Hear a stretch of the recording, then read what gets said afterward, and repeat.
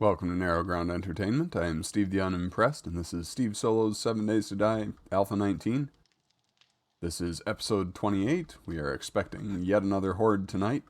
It'll be the day 42 horde, since the 2 weeks of COVID besieged are tagged on to the front of this game playthrough. I need to drop by the trader and deal with unloading some of my excess stuff. And there's also a little experiment I want to do with my wood frames today, which I will explain a little bit more, but I've been thinking about it for a while and keep forgetting to actually, run the experiment. And since it's a hard night and I don't want to go too far, but I also don't have a whole lot that I need to get done around the base, I figured I would do that. Let's see, what's down here that I need to sell? A whole bunch of stuff in here. I also think I'm going to sell off some of my excess supplies. I think I'm going to sell a couple of stacks of feathers. I'm not really using them for anything anymore. I'm not really sure that they can be used for anything I would particularly care to do with them anyway. Oh, hey. You know what? I might sell this too, the stun baton. I don't really use those, and certainly haven't been in this playthrough, and it's a quality 5 item, so it should be worth a fair amount. I actually got a lot of that stuff just kind of stored up here that I maybe should clean out, but I'm not going to do that right now. Let's go ahead and repair that. What recipes are there for feathers? It is mainly just arrows, and since arrows and crossbow bolts, and I haven't been using either of those consistently, I'm already also into ammo manufacturing, so I don't think I really need to keep that many feathers rather, on hand. I'm not going to use arrows that much, so I'm not too concerned about it. In fact, we'll see how many of these Trader Hugh will buy. I'm going to bring all 5 stacks along. I'll just keep a partial stack of feathers, maybe. They're not particularly valuable, but every little bit helps. Mr. Trader Hugh, did you get in anything interesting? Don't come in here unzipped. That's not what I asked. Well, you did. Okay. So I suppose you want to be paid. Yes, I do. That is what happens when you actually... Well, I guess we've seen this before, but only really once in this series. When you complete one of these quests and come in, you get to select some rewards. Since the quest that I completed was one that was given by an item that I found, rather than one I actually got from Trader Hugh, I don't get any extra rewards to select down here. With the quests from the traders, there are some options down here, and you get to pick one of them, or sometimes multiple, depending on... I think that's a skill perk thing. So, let's take those. And what's in your inventory, Hugh? He's got a chemistry station. Don't really want that. Although, nah, too expensive. I was going to say, it might be good for me to keep a spare around. And it might be, but not going to buy one right now. Now, his restock says day 43, and I realize paging through his inventory that a bunch of this is stuff that I actually sold him. So his restock was not today. I was remembering that wrong. I've definitely visited since the last restock, too. So a lot of the stuff that I'm interested in buying from this round, I probably have already purchased. But I might buy some of the more expensive supplies that I can't make yet, like the forged steel, the springs. We'll see. I'll think about it as I sell stuff.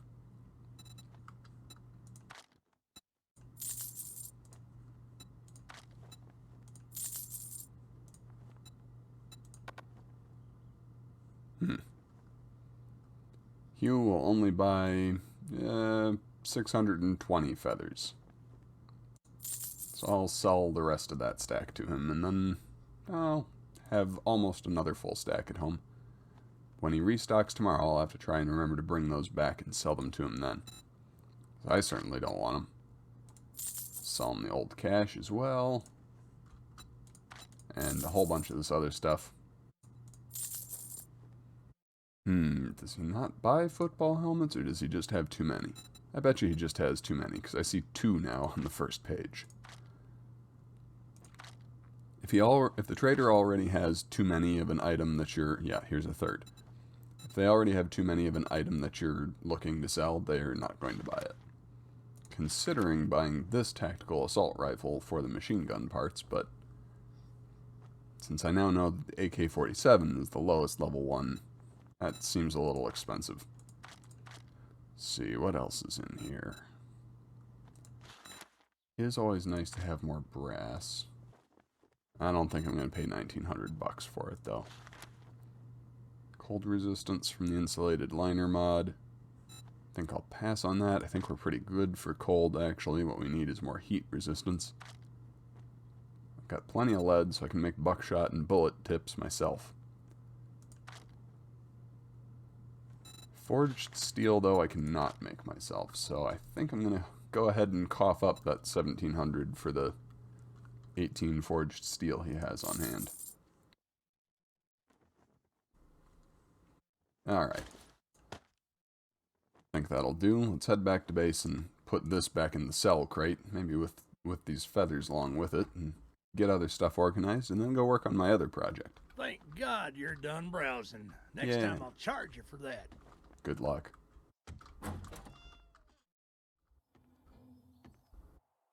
Oh look, a respawned zombie.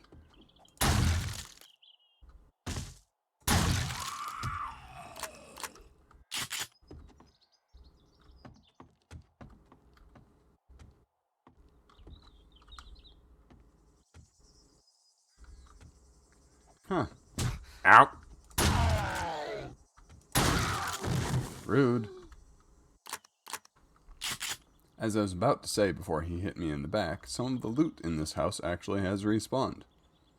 Either that or I didn't loot it very carefully. Probably, though, it respawned. Only at the back here, though. Apparently I have been too close the rest of the time. Or, I've been too close to the rest of the house, rather. Since I actually haven't demonstrated it since I got the ability, let me go ahead and break this door. In the previous episode, I was breaking the doors at the elementary school, which are steel doors. But I believe that when you break these wooden doors in the houses now, with the skill book that I found, you should get, there it is, a doorknob. A nice brass doorknob that you can melt down to make bullets.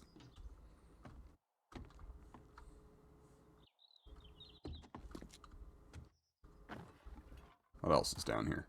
Ooh, a weapons bag. That was far enough away to respawn. Oh, good. I'm actually really glad that I found one of these. I'm not sure if I have the skill yet. Let's just check here. Skills, books, Magnum Enforcer. Okay, I don't have this particular book yet. But if you are holding the 44 Magnum when you are dealing with the traders, you get a slightly better price. So hopefully I'm eventually going to find book 4 of that series. I've actually got quite a few of that series already. I've got the most of the Great Heist. I would not mind finding the last book of that. I would be able to craft lockpicks then. But, hey, it is what it is. The one I would especially like to find more of is the Sniper book. So if I can find all 7 of those, the reward you unlock for completing the set is the ability to craft a ghillie suit, which I may or may not use very much, but to bulk craft all the 7.62mm ammo. And that would save me some resources on making my rifle rounds, which would be greatly appreciated. I'm going to bust out the rest of these doors quick. I can always use more brass. The reason I came out past this crappy little house next to my base to begin with, well, I guess it's actually more next to the farm, but, you know, whatever, is the test that I mentioned that I wanted to do. I'm going to start laying out the components for that now, and hopefully I will be able to explain and work at the same time. Let me get my shovel out of my hand so I can punch this tree. There we go. The system of trusses that I usually build while I'm mining is kind of laid out in the, well, it is laid out in exactly this pattern. That's why I'm laying out this pattern. But the reason that I do this is that it allows all the sides to be, what am I trying to say here? It allows all the pillars to kind of support each other, so that when I'm digging down underneath one of them, or digging the next layer out beneath it, that pillar shouldn't collapse, even though it's not supported because it's being supported by the other pillars. I build them up, or I build pillars, and then at various points I put little cross beams. Now what I want to test is how high up can those cross beams get and still allow for the surrounding pillars to support the center pillar if I start digging underneath it. I'm not sure that there is a limit to that. It might be that it's actually providing enough support that this center pillar would never collapse. I'm going to try and test how many of these cross beams I need by building the same thing here on the surface and building it quite high, and then removing the bottom block in the center, and, well, after that we'll see if it stands or not. Now, if my explanation of what I was trying to test here didn't quite make sense to you, which frankly is quite likely because I'm not sure I was explaining it very well, this visual reference should help. This is the same kind of lattice work structure that I build in my mines, and I used to build more cross beams, kind of the same way, just going across like this. And I stopped doing that a couple of playthroughs ago, because I thought, you know, I probably just need one connecting each pillar, wherever the top of that, or wherever I start getting out to the side far enough that I need another pillar, I'll just put a cross beam there, and that should be enough to support it. And so far that has actually held true and has not led to any mining collapses. But that could just be because those mines never got deep enough for it to collapse. So what I'm trying to test now is how much weight can I really suspend from that center of that center block before it becomes too much. So let's carefully pick these back up and then let's try it. Now, I'm not going to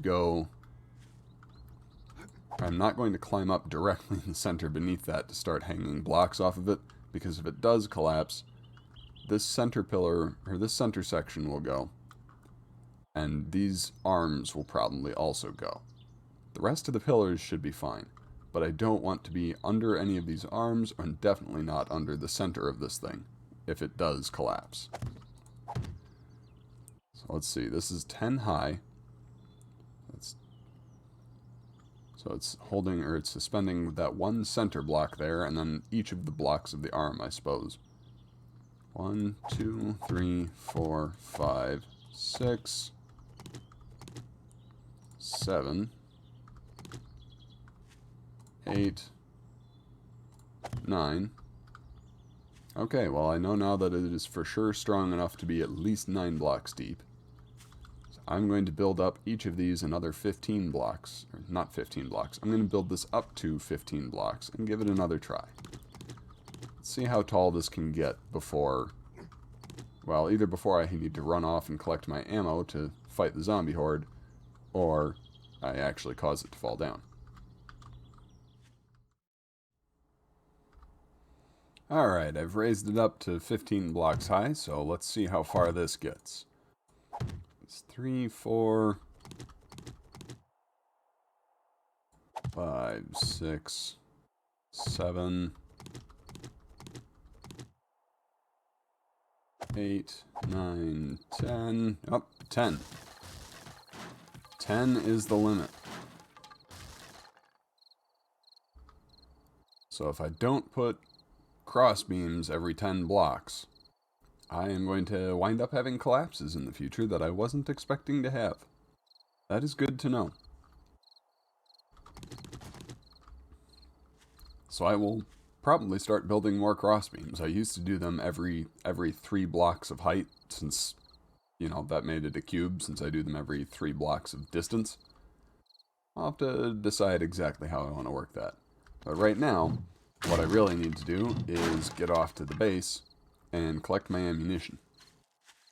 Because it is already starting to lightning strike. That wound up taking a little more time than I honestly expected. Still, the experiment was a worthwhile use of a day. Oh, I also picked all the farm produce. So I've actually done a few other things off camera that were just little housekeeping things. Horde Night is a good night for that, because I tend to be using a lot more of the night footage from Horde Night.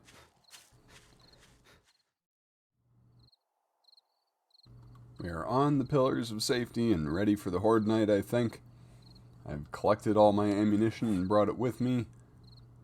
I think what I'm probably going to do for this Horde Night is actually not make as many cuts in the footage and just speed it up. I used to speed up fights in this series, and I haven't been doing it lately.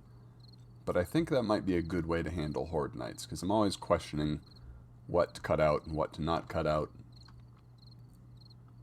I think maybe I will just wind up speeding up Horde Nights instead, because it does get a little monotonous, but it's all action. So I don't know. We'll see. I'll have to make up my mind exactly what to do when I edit this, but I think probably what I'm going to do is just speed up the Horde Night to double speed and leave most of it, if not all of it, in. Uh-oh. Well, I'm not quite as ready for Horde Night as I thought. We'll see how this goes. I forgot to bring repair kits, and I also forgot to repair my weapons. Remember the ammo, remembered the weapons, but forgot the repair kits. So I might be reduced to using nothing but the crossbow by the end of this. Well, we'll see. I definitely don't have enough time to go back and get them, because I've got 30 minutes before the horde shows up. Less now. And it takes about 30 minutes of in-game time to make the trip from base to the pillars. And also 30 minutes back, so I would need more than an hour to make the round trip. What is that? Is that a zombie or just a light on something? Oh, that's that lead deposit. I always see that and wonder if it's something coming to kick off the Horde Night, and it never is. Always just the same lead deposit.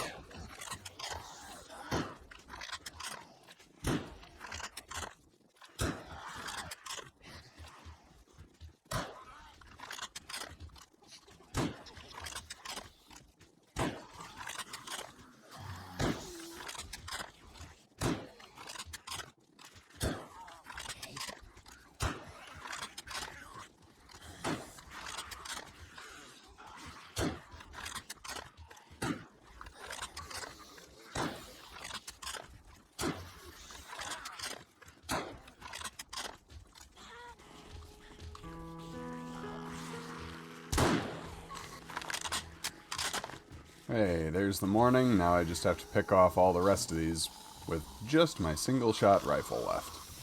Demonstrating why a single-shot weapon is not sufficient for any task, really.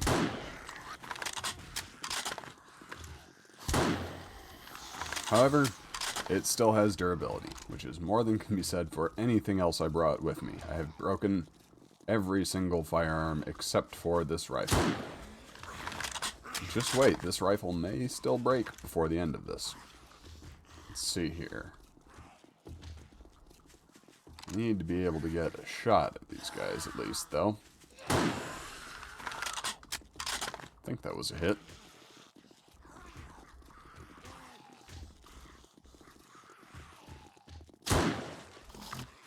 Got somebody.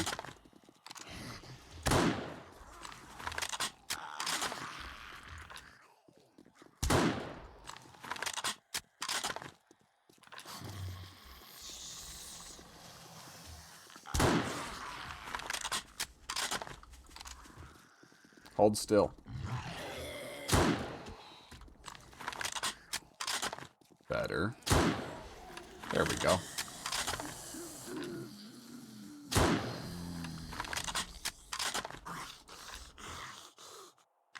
Oh, he actually did die from that. Where's this last one? I think that last one was actually dead. I think that was that guy's death rattle. Alright, let's get down here. Anyone else? Oh, there is still one left. Where is... Oh. He was so diligently trying to tear down my tower that he actually got himself stuck in it. How did that happen? He must have been, like, downed on that block, and then got back up and got stuck. There we go. Put him out of his misery. Alright, let me collect this stuff up quick, and then we'll end the episode. A lot of old cash and some ammunition was what was in most of those. A couple other odds and ends, but that's the important stuff. First order of business for the next episode is probably going to be repair kits. But I'm not going to take care of that right now. Thank you for watching. Please leave a like on this video if you enjoyed it. Subscribe to my channel to see more content from me, and if you'd like to help my channel grow, please share it with your friends. Goodbye and God bless.